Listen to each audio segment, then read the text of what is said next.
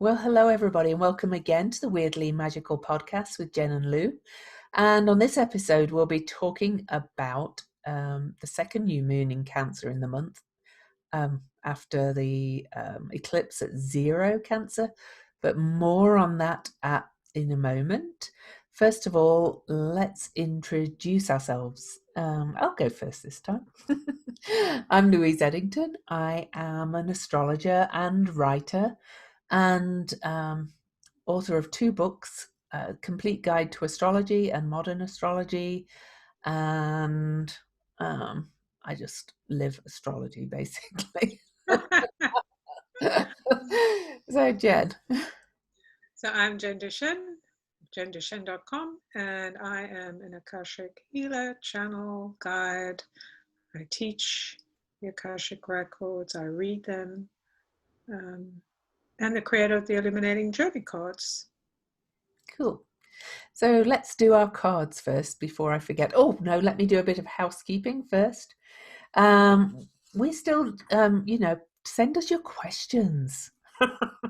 You can send questions. They can be personal, but we won't be reading birth details out in the chart. But weirdly magical podcast at gmail.com. We won't be sharing charts, but so it's best if the question's quite specific if you've got a chart question, but also general, just astrology, numerology, Akashic records questions. You could also message them to our Facebook page, which is Weirdly Magical, and we'll get the messages there. If you would follow us there as well, that'd be great. Also our YouTube channel, Weirdly Magical Podcast. We have an Instagram now, Weirdly Magical Podcast. And we also have a Patreon, patreon.com/Weirdly Magical, where you can support our running costs and our work for $3 a month. Okay, let's do the cards. Do you want to do your card? You can do your card first. All right, so I picked 2 cards today. So the first one is the Flight, and this is the tool, one of the tools of the deck. And so Flight, I think that's an interesting card for today, a sense of taking flight or starting new, seeing things from a different perspective. There's definitely also a feeling of being energized, by the divine, by this idea of you don't need to limit yourself or feel burdened. So it just feels like there's an energy of release. Mm-hmm. And the other card, which is a portal, was this one, which is number 24, and that's come up quite a bit lately.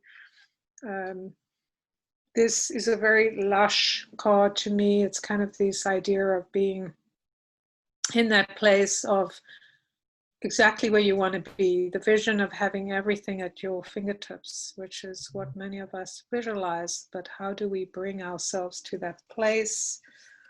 I think, when you think about wings, the first card, if you can't see it, is wings on a golden background or yellow background.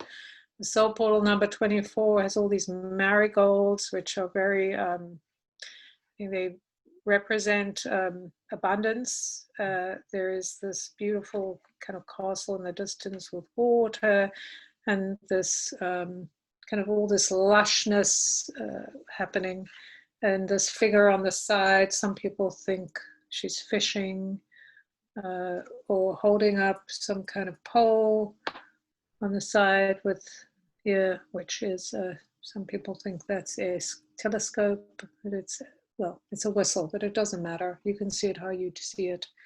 But it's about engaging in the expansion of who you are, being in that balance with your surroundings and your desires.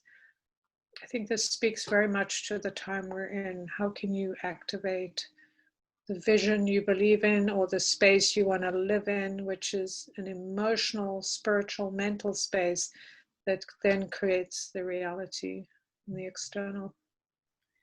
And funnily enough, I just want to say that Right. this new moon is square to Eris in Aries, who stations retrograde on the very same day at 24 degrees of Aries. Oh, wow. And I got the Ace of Wands, which is Wow. Aries to me as well. And this is the principle of self-realization. This is real truth of who you are, authenticity, which is very much what you were saying as well about your card. And this is, Eris is in Aries. She always spends her longest time in Aries. So most of us alive have Eris in Aries.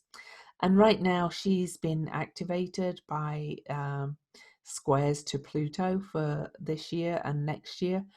Pluto in Capricorn, and is very much about activating our self-realization and our authenticity and finding out the truth of who we are within the collective. So not much else to say about that. Always reminds me of the Olympic torch. Right, right. And what's interesting is with similar coloring with the orange, and there's a little bit of what appears to be red in the background. So that's similar Mm-hmm. coloring of the, orange, reds, golds, yellows. Maybe, Uh, and maybe your character is carrying the Ace of Wands. right, right. Isn't that? Looks a That's bit very like a cool. wand to me. It looks like it's. Yeah, that is what it is. It's a wand. Oh, there you go. So there you go, people. Get your wand for Right.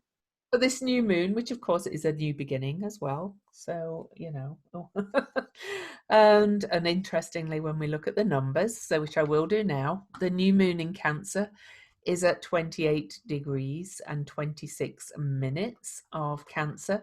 So 28 is a 10-1, and as Jen will talk about. And it's almost exactly to the minute opposing Saturn in Capricorn, which is retrograde, which is at 28 degrees of Capricorn. And as I mentioned already, the new moon is square to Eris, which is at 24 degrees of Aries, and Eris literally stations pretty much right after the new moon, so on it really, because she moves so slowly. So she is at a standstill on this new moon. So this energy of Eris, which is chaos and discord and um, fighting for the outsider and fighting for the rights of herself as an outsider, is very much on this new moon. And one other thing I will mention, Is that your dog sneeze? it's outside the room and I've got the door shut and you could still hear her sneezing. Good Lord. Anyway, the Haumea, who's the goddess of fertility and birth, the dwarf planet Haumea is opposing Eris and also squaring this new moon over at 25 Libra. And we only realized that because we were talking about the election in the US, because Mercury stations direct on election day, November the 3rd, conjunct Haumea at 25 degrees Libra. So Haumea is activated by this new moon too. So that's actually forming a cardinal grand cross, which is always a real point of tension and massive beginnings of change. So, do you want to dive in with the numbers, Jen? Yes, yes. How exciting. So, one thing that's really exciting is this is happening on the 20th of July. And the 20 connects to our 2020 year. So, it is always interesting because we've had a lot of key energies or key moons at 20 degrees. And of course, 20 is about this idea of rising into accept our path forward, like the cards we talked about. It's that kind of acceptance of who we are. It's dividing ourselves from lack, moving away from that and finding that balance, the beauty of rising above, where we've been that has held us captive in some way. Mm. So fascinating that we have the 20, and of course that's the 2. So it's about setting boundaries and really connecting to our intuition and finding your disengaging with the tension of polarity. So finding our place where we belong. I think that ties into what you were talking about, Himea and Mercury, this understanding of where we want to be, right? What are we choosing? What's the path? What's our mindset moving forward? And then having the moon and sun at 28 degrees that Lou mentioned is a 1. 28 is it's almost a 29. It's considered a, what do you call it, a critical degree. 29 to 28. Some people consider 28 also a critical degree, in the sense that it is a change maker. 28 and 2 and 8 is 10, which is 1. So 28 is one of those numbers that actually asks us to trust our own path. So it's a divergence of moving away from kind of putting our trust in others and putting our trust in ourselves. So very much kind of what we're talking about.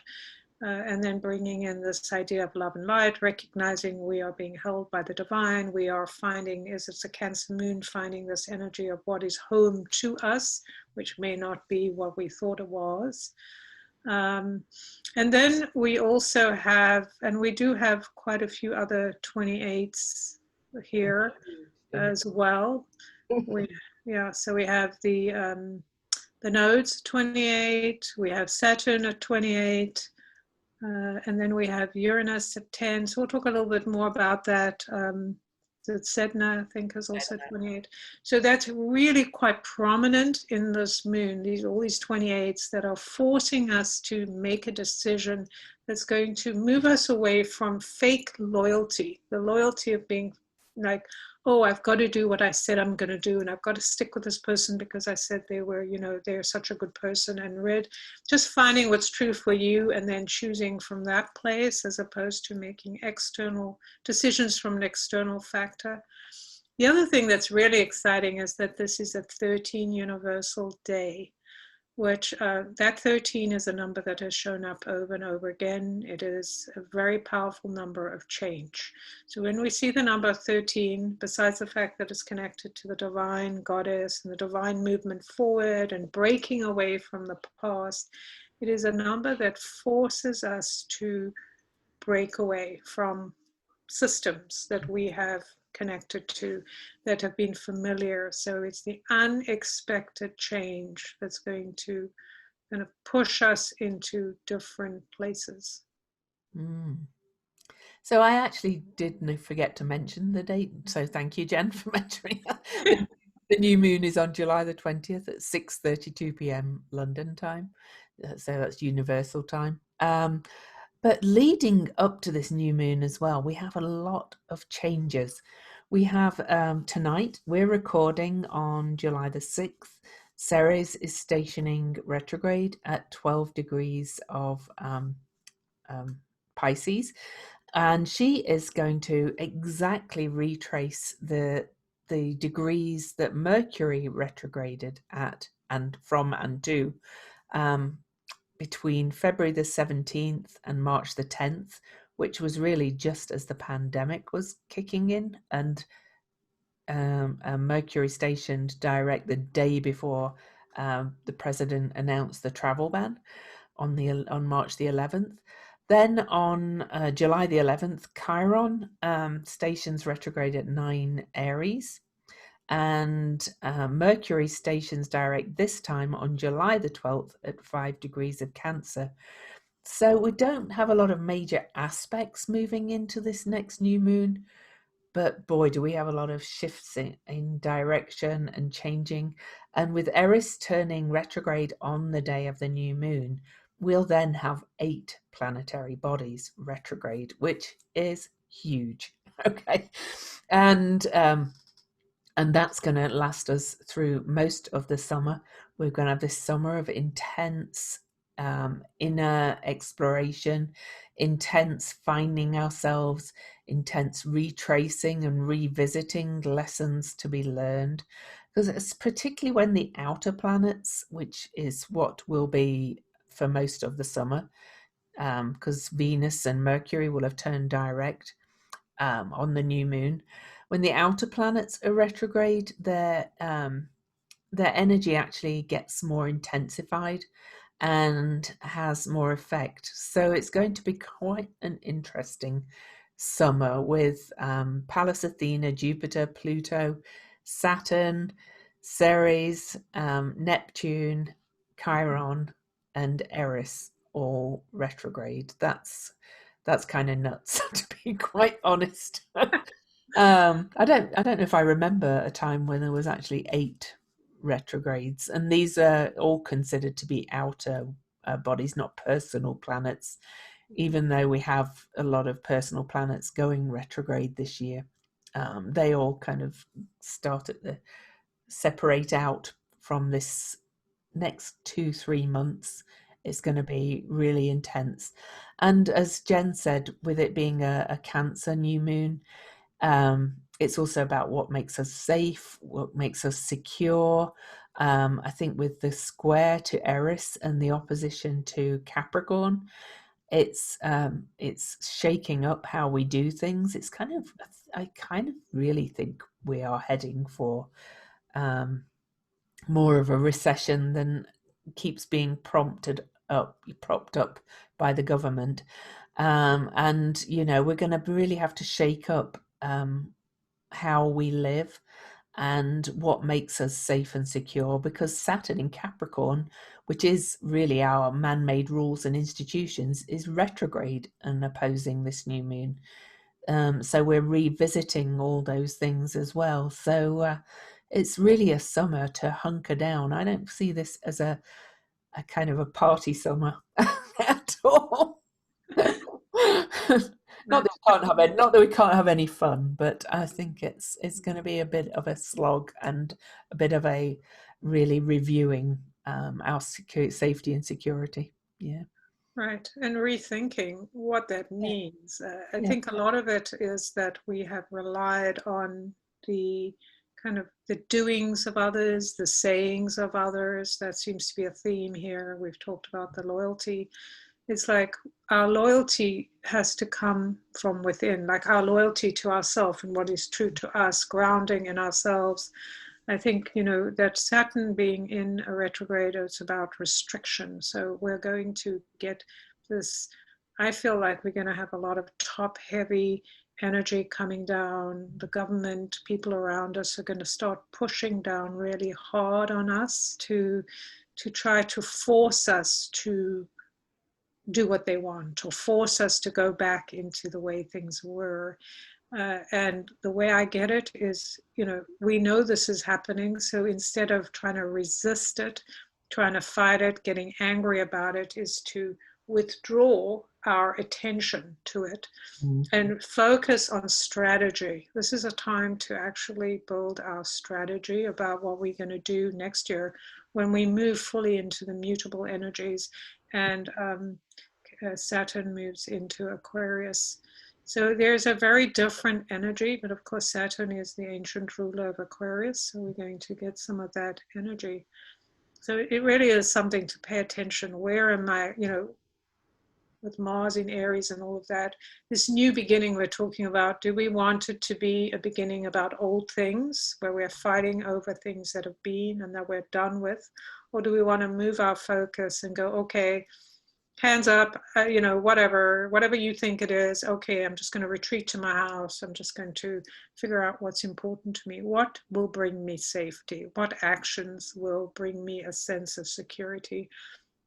Who are the people in my tribe? Who do I need to connect to? So that we've got all these different aspects to connect to. I think we have to remember it is Cancer as well, though. So even though it's safety and security, it's also family and remembering that we're kind of all in this together. So a lot of it sounds like this, my sovereignty, my thing, but it's my sovereignty within the greater human family.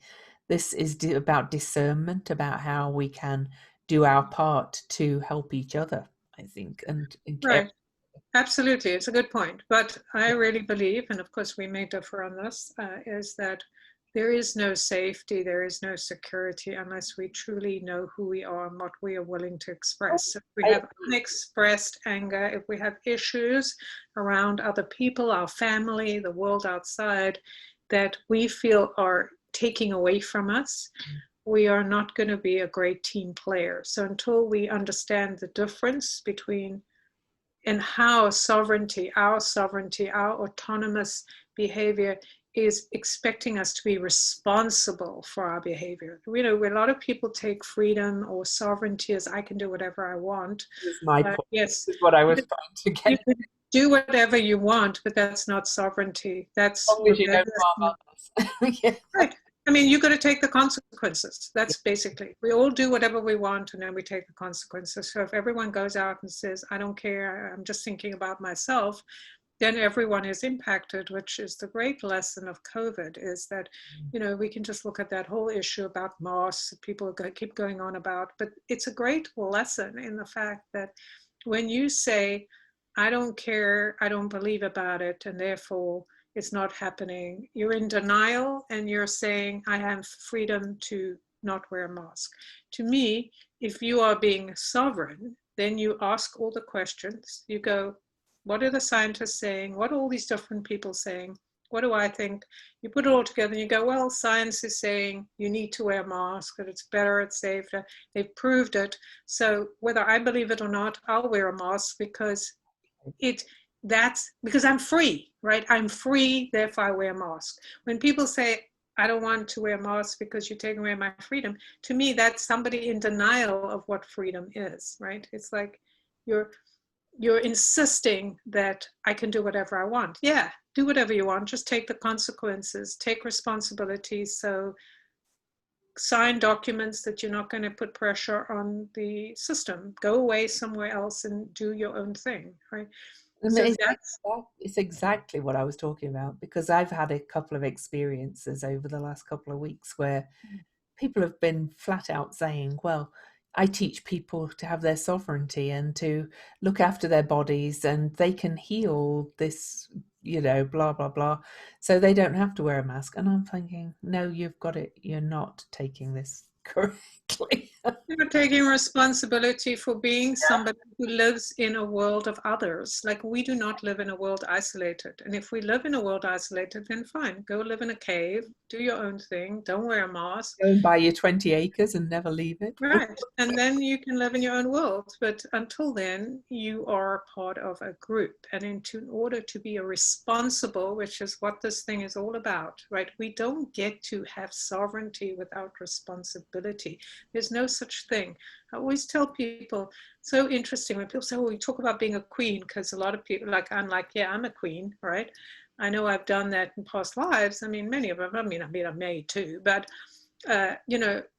when you think about being a queen, lots of people think about a queen like ordering people around and, wearing great clothes or whatever. To me, I think about the queen as being a really responsible job, Yeah. because people come to you with their arguments and their discussions, and you're going to have to make sure that both sides are felt heard.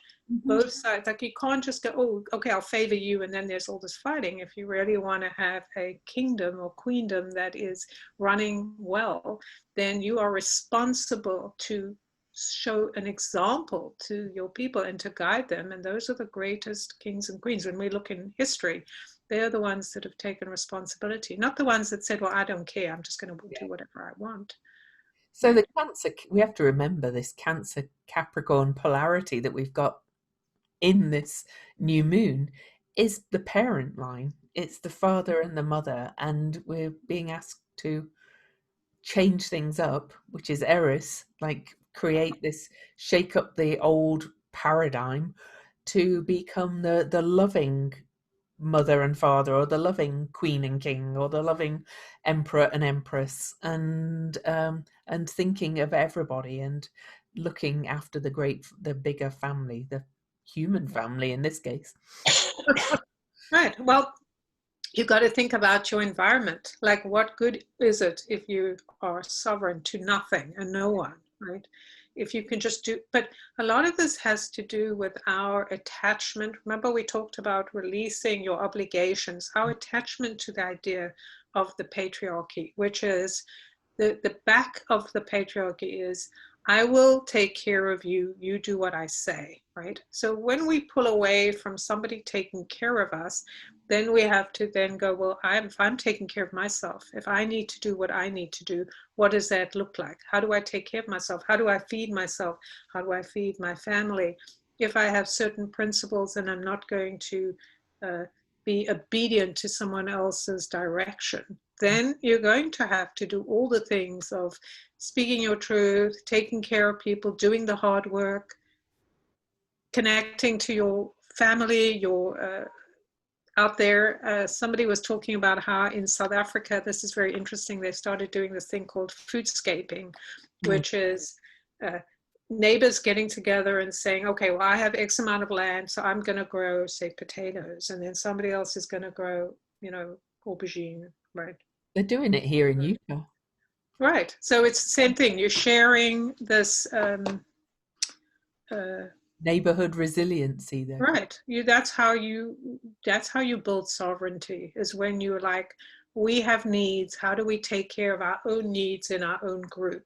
And that's sovereignty to me. Together, yeah. Right. That's spirituality. It's not, you're not avoiding what you need to do. You're not saying, well, I'm so spiritual, I don't need anything physical. Of course you do. And I've got a great immune system, and so I'll be okay. right, right. And it's the point is, it doesn't matter if you're going to be okay or not. It's the point is, you look at the whole picture. You discern instead of trying to defend. You're like, what's the best solution for everyone? To me, I look at all the factors. The best solution is to wear a mask. Yeah. Is that my favorite thing to do? But you know what? I stopped worrying about it. I just like, this is what I'm doing. This is how it is. It doesn't really matter about my little petty issues. It's just what it is. And I accept my little mask collection now. I've made it into a little fashion thing. Not exactly. I'm not quite Nancy Pelosi, who has a mask for every outfit, but I have my mask collection, so I can have them in rotation and washing them and cleaning them and stuff, and just right. Yeah. Do it. To me, it's like, what's the big deal? Right. I don't even know, it's what's the big deal? It's like, it's such a small contribution to your community, is being respectful, helping the system, right? That's the thing. If you want to be part of the human race, then you really have to be part of it, right? You can't just pick and choose the things you want to connect to. And so it's really understanding that, like when people tell you, oh, I'm spiritual, I've seen doctors that have written, there is no what they say, there is no thing that could stop, that they medically, that stops a person from being able to breathe through a mask. And there's certainly different masks, but if you are somebody that can't wear a mask for whatever reason that you've decided, then just stay at home, don't go into community, right? Now, if that's the choice you're making, then make the next responsible choice, which is don't go in with where other people are. Yeah. It seems fairly straightforward to me. I was looking at struck me when you were talking about Ceres going retrograde, because of Ceres, of course, is about our harvest and about our what's available to us, our resources on the earth, which may mean there would be restriction around food or manufactured restriction, whatever it is. It's a great way to control people, right? Through, and that's why it's really smart that communities are growing their own vegetables. People are learning to bake. These are all things we need to do so we can be more resilient. We're not relying on someone else to provide us with food or systems with food. From wherever. Right. So what can you do to be more resilient and more, what's the word? Just, take care of your own needs. Take care of your family needs, get together with your neighbors. I see a lot of people are creating these connections with their neighbors, because that's how we do this. We get together, we talk to each other, we come up with plans. That's part of strategy. That's, Athena. well, as well, it's the North Node in Gemini is Right. Good point. called into more local community. So Right. But yeah, and working together, and of course, the North Node is at 28 degrees, like the new moon. Um, and yeah, to talk about Ceres as well, she's also grief and loss and forgiveness. And in Pisces, I kind of feel like we're going to be processing a lot of grief during this period. I'm not going to say there's going to be more grief. There could be. There could even be, a bit of a failure of some food harvests and things like that, because she is what nurtures us, in many ways, including food. And of course, Cancer again represents stomach, food, cooking, all that kind of stuff. So, I know they've been threatening it kind of all along, and it kind of looked like the food supply was going to go a bit off at first. I think it could get a little bit tighter. I'm not going to say we're going to have empty shelves. I don't think it's going to be that bad. But I think we're going to, like Jen said, we're going to have to be called to this neighborhood resiliency thing more, because there'll be less coming from the outside structures. So, yeah. right. And just thinking about it in terms of control, which, when I think about in terms of grief, if there are pointers that feel like, and I don't know if will happen, but it kind of feels like there is this top down, this what's happening or is coming to us, is the government, or people in charge, or whoever they are, trying to teach us a lesson, right? Like that kind of contraction of, I'm going to take something away from you because you're not behaving well, right? Or I'm going to punish you, or I'm going to use people as examples. That's kind of how it feels. So it's like the easiest path in that is the path of moving away from it, as opposed to trying to confront it, right? Well, and So that would tie in with my feeling, because they're all right, retrograde. I kind of have a feeling it's going to actually collapse these structures more. But right. by taking yourself away from them, then Right, right.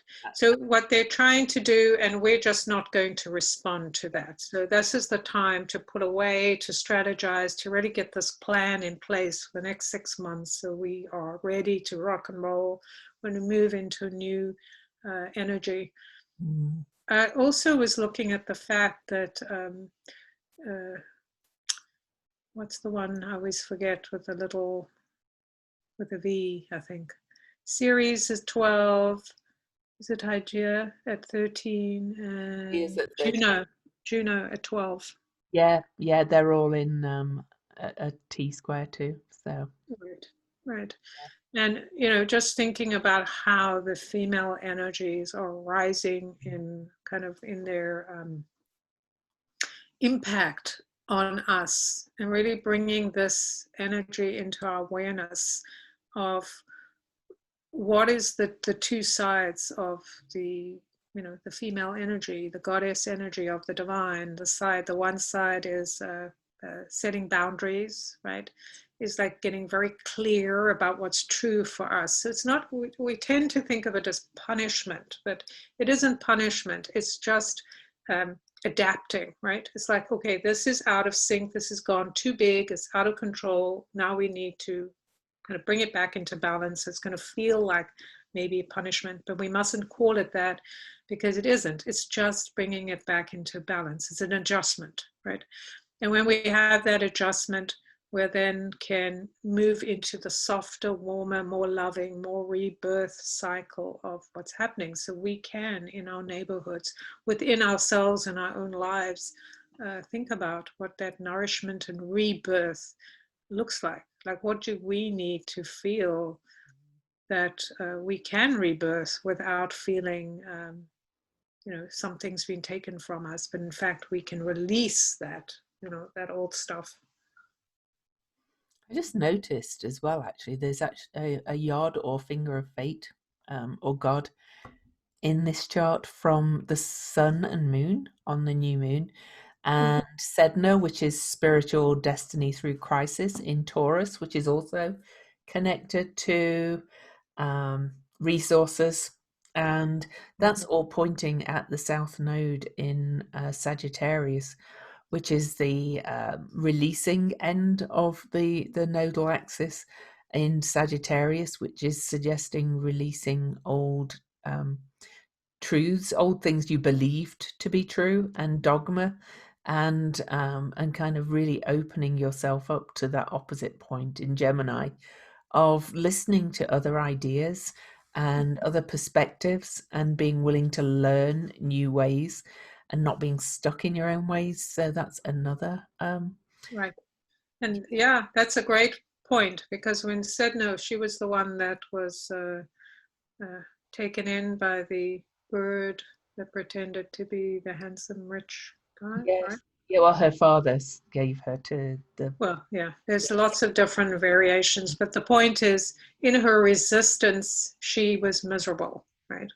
Mhm. And when she came to, like, when her father came to rescue her from a terrible place, in her acceptance, well, she didn't have a choice, right? Her fingers were cut off and she sank to the bottom of the ocean. So, very interesting in that surrender, right? Chosen or not, in that surrender, she had to find peace. And I think that's what's happening to us. Like, we Mhm. have to surrender the hopes we put or on being saved by the father, right? By the patriarchy, and just go, okay, this is what they're doing. They're cutting off our fingers. We're being forced to just sink into the water and take care of ourselves and have a relationship with what is, as opposed to what, the illusion of what we wanted. Um, So I do want to say about this whole the new moon, square Eris, square Haumea, opposite Saturn, is all in cardinal signs, which are initiating signs, but they're very much to do with identity because they're the first of each quadrant in the astrology chart. And Aries is kind of the I am energy. Cancer is who am I in the family and also my within my deepest inside place. Um, and then Libra is where Haumea is who am I in relationship with significant people in my life. And Capricorn is who am I in the public realm within out in the world. So we've had this major cardinal crisis shift going on for quite a few years now. Our identity is being shifted um, in all the ways I mentioned. I'm not going to go through them again. And we are being asked to really kind of step up as individuals, as a part of the world, and in bringing our heart, our mind, our feelings, everything into it. Um, so that's, I just wanted to mention about the cardinal. I do want to mention as well, though, that Saturn, which is exactly opposite this new moon, is sitting on the Pluto in the USA chart on this new moon.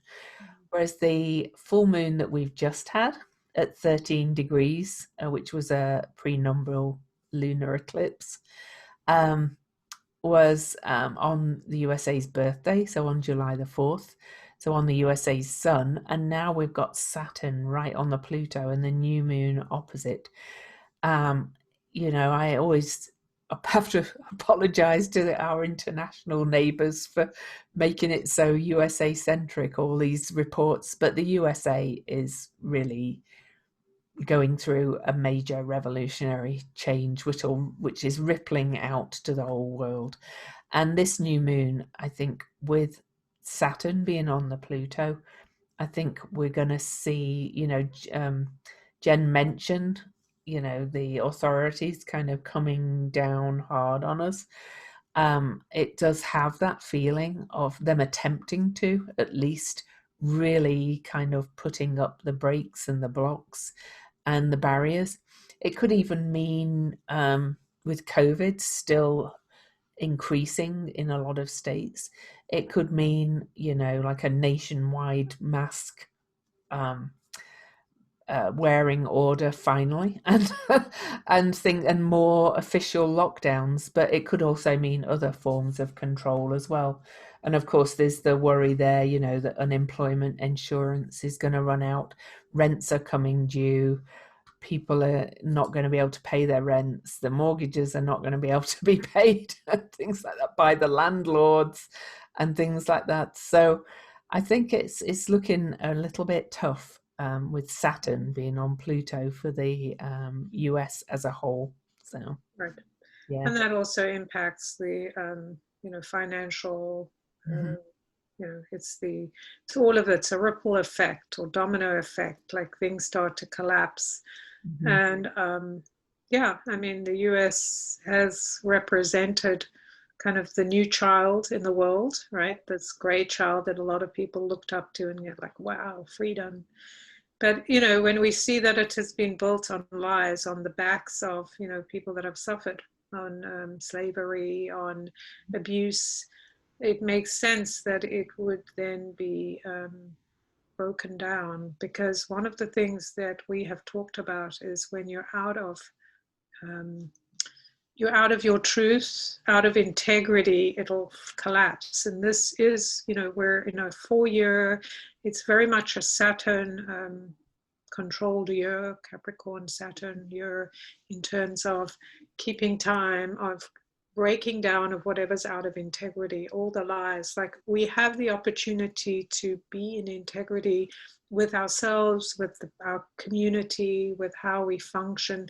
It is so much better to be truthful and apologize than be contrite, as opposed to, I did it right, I'm right, you're wrong. Like, all of these different things about wanting to be right is really about holding ground that's crumbling.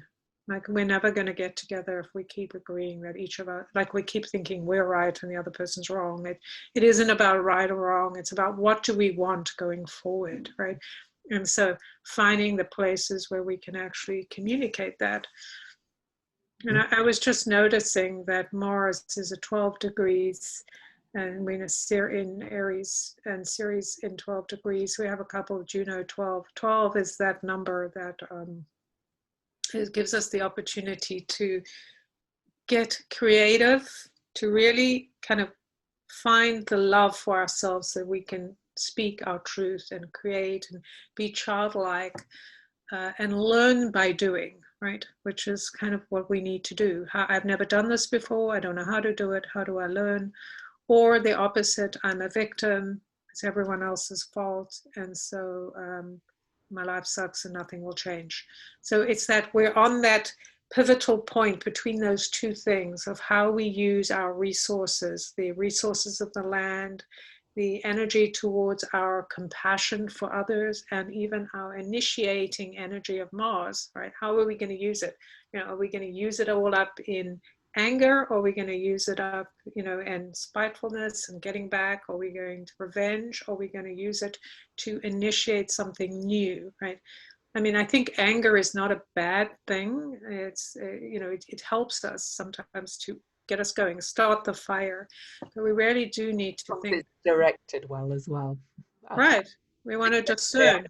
think yesterday I posted on Facebook. There's a lot of misdirected rage going around, but but anger can be really a powerful motivator. You're right.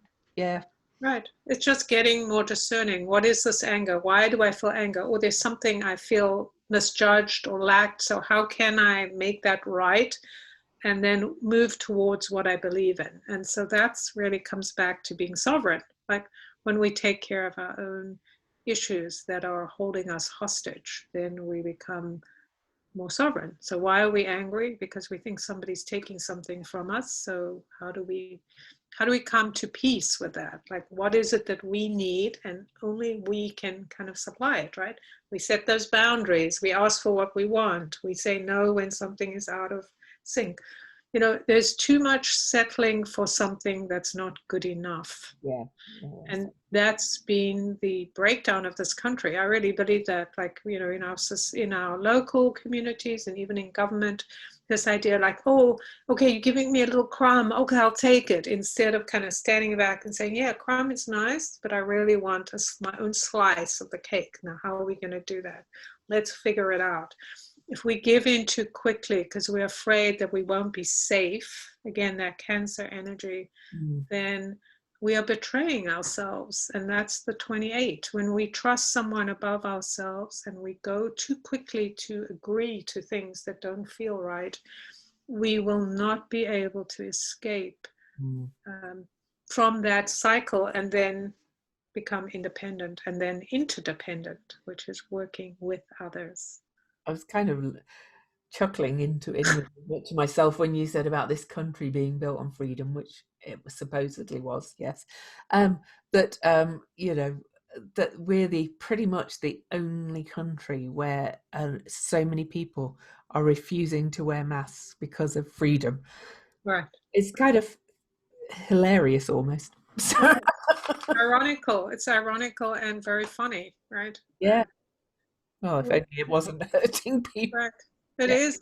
But you know what's so interesting is those that scream the most about freedom are the ones that feel that they don't have freedom. Yeah. Because when you know you are free, you don't need to defend it, right? It's just like the masking. When you find yourself defending something or angry or I got to convince you, then you know that you're out of sync because it's freedom is something you have to claim within you and how you deal with. It doesn't mean we can't be controlled outside. I mean, outside environment can do things to us, but it is our response. Are we in agreement that we are not free? Or are we in agreement that our capacity or our ability to connect to spirit cannot be contained? I mean, people can do things to us, but what are we thinking about in Yeah. relationship to that? Am I a victim? Am I being controlled? And it's so funny. These people who are probably the freest of all, right, in many ways, because they've had the most rights, feel the least free, Yeah. right? And that's why they're shouting about it, like they're like little children, like no, nobody set any boundaries. That's one of the greatest things about, when you don't have boundaries and what they say that about children, and I think it's true for all of us. When nobody's setting boundaries, then you're just going to keep pushing the edges further and further, right? And you just feel overwhelmed because you don't know what's going to happen. What's going to happen when I hit that boundary? And if you just say, this is the boundary, these are the rules, everyone wears masks, then, right? And then you have to have rules about the people that don't wear the mask instead of acting like the people who don't wear the mask are the most important, right? Like they get the most airtime because they're the most controversial. It's like we're rewarding them for their controversy instead of ignoring them and kind of pulling the rug away from them and making rules around how they can behave. Yeah. It's yeah. And the irony is as well that if they're the same people that go, we've all got to get back to work, the economy. Right. They wore masks. Their other freedoms would be freer. But anyway. Right. Right. Very, very strange, but true, right? But that's how people's minds work, right? I mean, this is what we do all the time. Like whatever our thing is about masks, whatever we think we're being denied, we've got to look at that, right? As opposed to trying to make other people behave the way we want to. Yeah. Yeah. I just stay away from them. I just think that's smart. Like, why would you give attention? Like, a lot of people want to confront people who don't wear masks. To me, that's not a good idea because you're giving credence to something instead of saying that's total bullshit. So you don't have an opinion because you're not wearing a mask, and I'm just going to move away from you, right? So with mask mandates, that's going to be happening less and less, thankfully. So I won't have to go to the grocery store and give people a wide berth as much anymore. Right. But it is ironic, like you said, their behavior, like the chosen behavior of a few that's into, that has kind of moved through because nobody said you will wear a mask or you will, whatever the consequence is, there's no boundary. that gives them more, shouting power. And then at some point, just so it just kind of spreads it faster. And then at some point, like no one will be listening to them because it's like, you know what, your behavior is what's causing the problem, right? So moving. I did. Oh, my sound went weird. It's back again. So I also, Jen at the start, when she was looking at the numbers, talked about it being the day, the 20 day.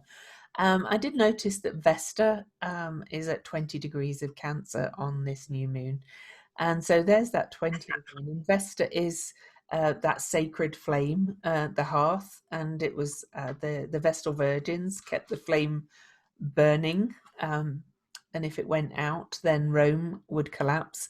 And it does feel like the falling of an empire right now. So Jen, what would you say about the Vesta also being at 20 degrees? Right. And just noticing that And in trine Neptune. Yeah, Neptune is at 20, and I think what's that, the fortune? The part of fortune, that depends on where in the globe you are. So I'm not going to. Oh, right. Yeah. But yes, so very interesting that I think this is very true that, thinking about the flame of Vesta being the flame, when you think about the female energy that has been holding its flame for a very long time in terms of, in some way, in subjugation to the plutocracy. Like, yeah, we got the flame, we're going to keep this light burning, we're just going to kind of step back and mind our own business in a way, we're just keeping the flame burning. And I think that's probably true for many of us, is that we have many things we believe in that we have held on to, regardless of what's happening in the world around us. And when you see the number 20, the 20 is such a powerful number because it is the number of the awakening. It's called the awakening by the ancients. And it's an opportunity to change the fire, right? So, if you think about the flame, the Vestal flame being submerged in some way, or it's hidden because it's been in service to things we didn't believe in, and possibly the Vestal Virgins didn't believe in. They were subjugated. They were punished because they wasn't about, they were forced not to have sex with men and stuff, but it wasn't really about sex. It was about this idea of keeping the fire, and sexuality is our fire, right? So it's the opposite. It's very interesting when you start looking at, why would you take the fire and suppress it and then take this sexual stuff underground, which is all the stuff we've had to deal with, this, that's starting to come up and surface that people are being honest about, right? So it's been underground and people have pretended it hasn't happened, and we'll look the other way, and we'll treat people who do these things like, like they didn't do it, or they should get special treatment. And I do believe that this energy of Vesta rising in this way is a signal to allow what needs to be released in order for the flame to be awakened or to be brought into our consciousness. Because think about it, Neptune, the idea of being lit up, the prison, the spirituality, all those things that have been hidden that have an opportunity to be awakened. We all move in spiritual time, and really spiritual in the sense of who we are. It's not so much, although those are useful tools to do meditation and prayer and yoga. Those are all tools to meditate, to be spiritual. Spirituality is a way of life. It's a way of thinking and holding others to that place and holding ourselves. And so when you think about it in those terms, how we're being given this opportunity to, restart the flame and to bring it into the open. This is who we are. We're not going to pretend. We're not going to hide it because it's convenient for a few. We're not going to pretend we have no power. We're not going to keep letting you just abuse our personal power for your own nefarious needs. I hope, by the way, oh, my sound keeps going now. Your voice went really weird then, so apologies if it came through on the recording for everybody. I hope it didn't, because we're having some weird Mercury interruptions Right. every now and again. So obviously Jen couldn't hear at her end, but oh, No, but hopefully it made sense. Like there was like a popping. I think may even be what we're talking about. The popping before, a few minutes ago, before you said that, I got like a weird no, popping in, and then your voice went really weird. So, but but could you hear what I was saying? mostly, yeah, yeah, you could get the idea. So we're good. All right, good, good. Yeah. So I just want to apologize to anybody if it comes through on the recording. It might not. You never know with these things, Right. especially when you're doing these things during a Mercury retrograde. So, so Yeah, Ceres going retrograde. yeah, that as well. On the degree that Mercury was at, anyway. But talking of that 12-degree mark, Jen mentioned it in terms of the numbers and things with Juno at 12 degrees Libra. Ceres stationing retrograde today at 12 degrees of Pisces. And on the new moon, Mars at 12 degrees of Aries. It's kind of almost like, well, the divine masculine in all of us is going through a major healing with Mars in Aries, especially with Mars going retrograde in Aries, which is so rare. The last time it happened was 88. Before that, it was 1941. Okay, so that's how often Mars goes retrograde in its own sign, Aries. And it's Wow. happening this year. And on this new moon, Mars is almost at the degree it will retrograde to. It's still conjunct Chiron, the key to healing, which has just turned retrograde. So there's a whole feeling with everything being at 12 to me, with it's opposing Juno, which is the sacred marriage asteroid, as well as the rights of the oppressed. But it's this sacred marriage between the Mars ruled Aries and Juno in Libra, which is Venus ruled. So it's bringing that divine feminine and divine masculine back into balance, into this sacred marriage. And then Ceres at 12 degrees as well. She was all connected with this grief and loss of her daughter to a man, basically, Pluto down in the underworld. So, there's a lot of healing going on around this. I was talking to somebody earlier today about it, how it's not just about healing men. This is about healing the divine masculine Right. in all of us. Because Exactly. women uphold the patriarchy as much as men a lot of the time, um, and unwittingly, even some of the more feminist kind of women uphold the patriarchy also.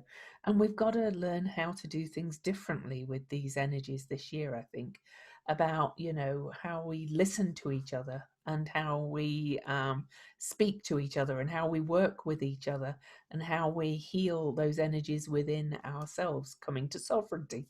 So back Right. to that again. So I love that Mars is with those two at the same thing. Right. And having the opportunity with that 12 degree to truly find the childlike wonder of being male energy, right? The initiator, the one that gets to make things real, is so powerful. I was also just noticing that Jupiter, who was the wife and husband of Juno, the partner, is a 21, which is the reverse of 12. So it's very interesting. It's this energy of being able to go, I could go to, if I think about childlike energy and bringing the divine together, two sides of me, the intuitive side and the action, right, which is what the two represent. One is energy coming in or ideas, the other is the output of it out in the world. That's the male, female, or whatever, Day, right? it's night, it's right and left brains, it's all the Right. And so just thinking about that, like I could go sulk in the corner and be mad because things aren't going the way I want them to, which, is usually what happens because we have expectations. But if you take away the expectation and you're just in curiosity and joy about the experience you're having, in love with the idea of being able to intuit things and bring them into reality. Maybe they don't look the way you imagine, but you can always imagine something more. You can always change something more. So it really is quite extraordinary to think about this idea of let yourself be healed through your own loving actions and curiosity. And, just looking at all those ones that we have, this sacred one, which is very connected to Aries, very connected to Mars, this one energy, this focus on new beginnings. We're in, The one. right, right. And we're in an 11 universal month, double new beginnings. It really is about trusting ourselves, trusting the light, trusting others so that we can move forward. And just looking at the moon, sun and moon at the 28, which is the one. We have Uranus at the one. We also have the Lilith, is that one? Yeah, Black Moon Lilith. Black Yeah. moon Lilith. And then, the Sedna and the nodes. Right. Saturn. Right. There's a lot. And we also have, yeah, she said Sedna, that's right. She's at 19. What else do we have?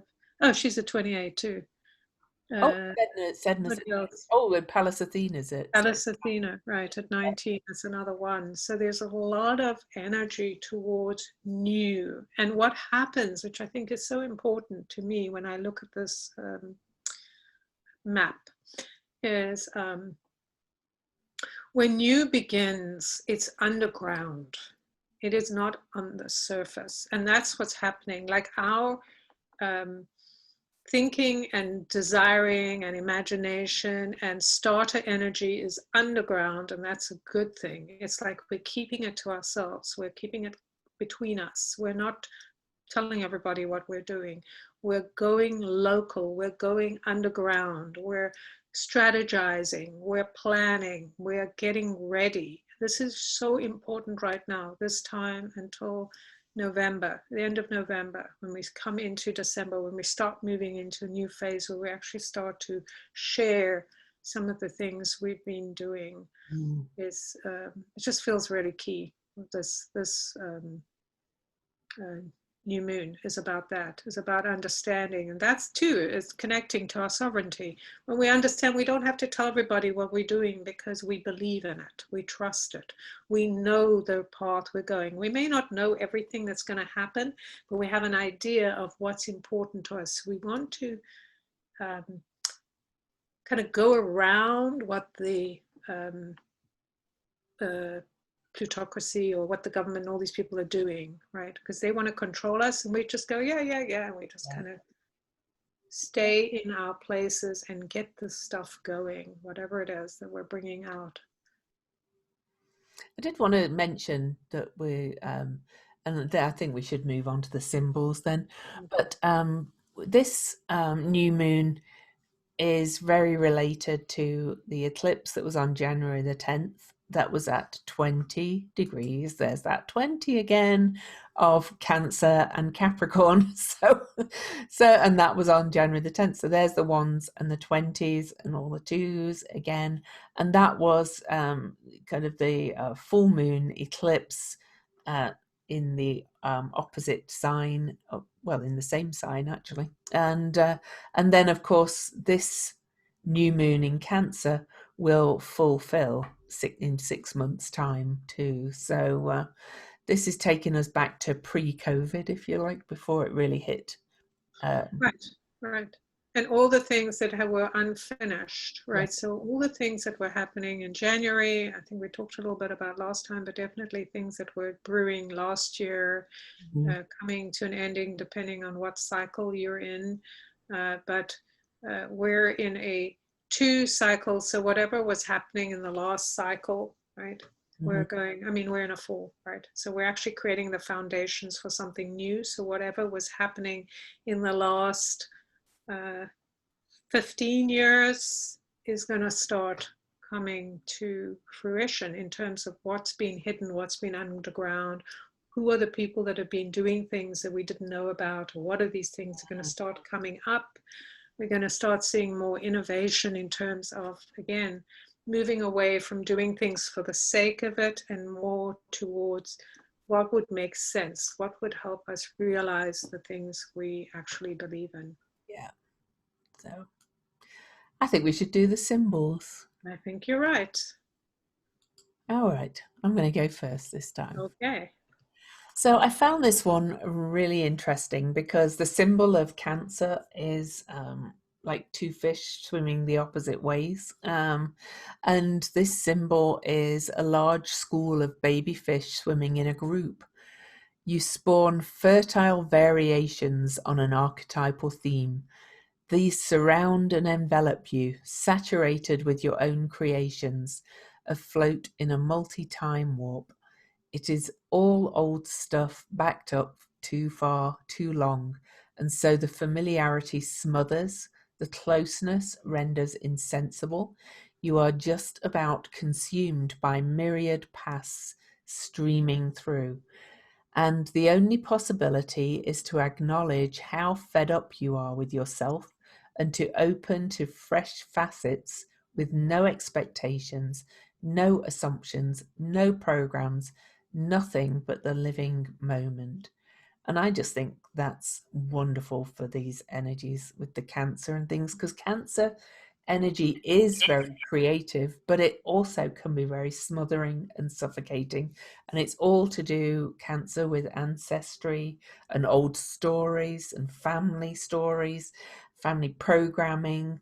Um, and this being a new start, new beginning at the 28 degrees is just to leave all that behind, really, and be in the moment and know that you can say, I'm done with that. I'm over it. And get over it. I'm fed up with it. So I'll move on and be open. Yes, Yeah. exactly. Stop looking back at the stories of the past, if only, or looking forward to, I mean, looking at, fixated on Yeah. what's going to happen in the future. Just be here now. And that's the most powerful way to be safe, is to be in your body where you are, discerning from that place. Very powerful. And to swim. When exactly, that's what a fish has to do. They can't think about yesterday. They just have to be in the moment, in the water. Now, this is what is. If they stop swimming, they die. Right. Fish. Crazy. So the Sabian symbol is a Greek muse weighing newborn twins in golden scales. So beautiful. The keynote is the intuitive weighing of alternatives. The symbol seems to show that the return to nature is only one of two possibilities. Somehow the repolarization of consciousness and life activities implied may be more a dream or ideal than a practical reality. In any case, the process of individualization, there are two ways that are open. The individual person may hesitate before making his decision. His intuition, the muse, or her intuition, the muse, is able to show her what the choice is. Perhaps there can be a way of combining the two alternatives.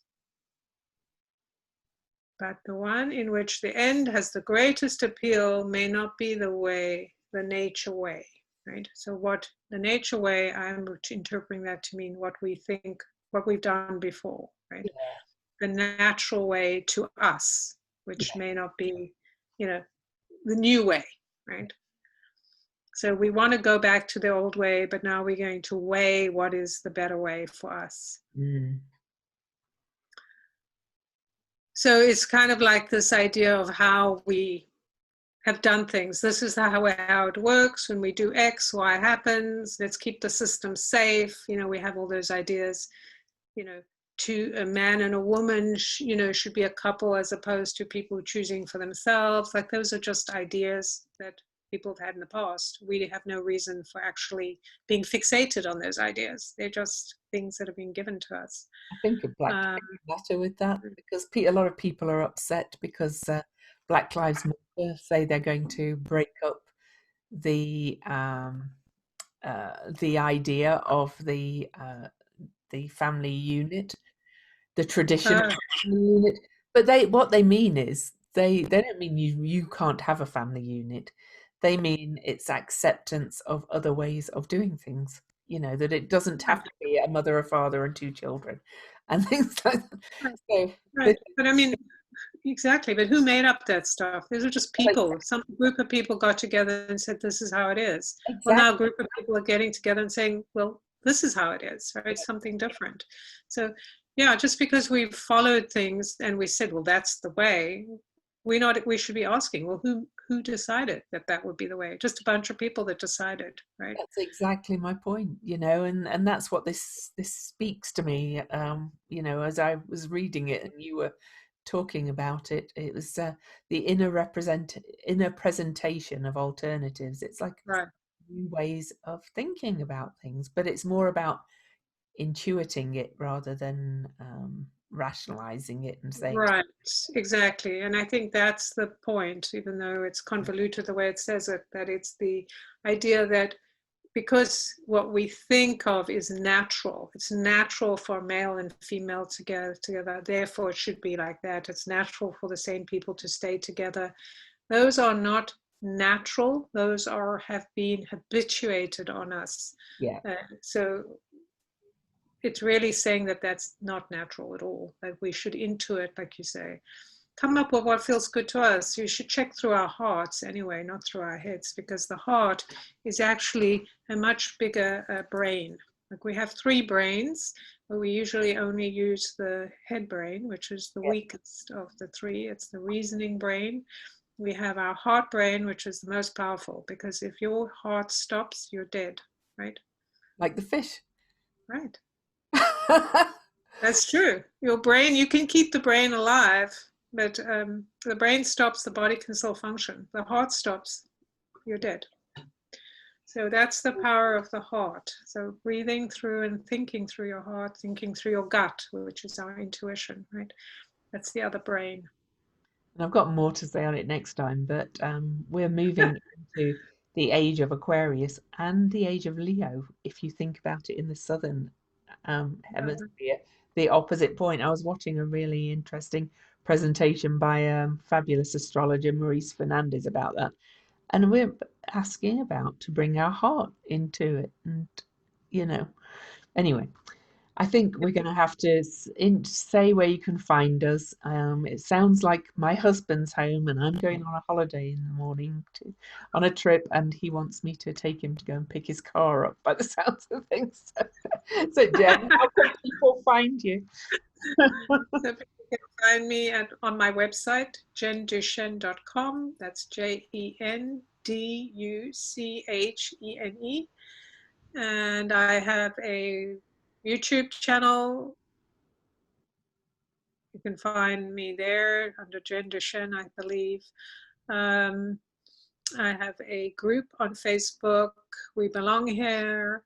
I'm on Facebook, Instagram, and my cards are available on my website. I have groups. I share a lot of information. You can find me everywhere, I guess. And I'm Louise Eddington. My website is louiseeddington.com, LouiseEdington. And my business is called Cosmic Owl Astrology. So I have a Facebook page of that name, Instagram, YouTube. I think that's it. I have a Facebook group called Planetary Magic Cafe. Um, and my books, my complete guide to astrology, is doing really well. It's regularly at number 4 of the astrology books, and in the top 2,000 of all 8 million books on Amazon. And it's an astrology book, so that's really good. So if you own my book, please, please, please leave me a review on Amazon, even if you didn't buy it there. If you don't own it, go buy it. Oh, so for now, it's goodbye from Lou. And goodbye from Jen.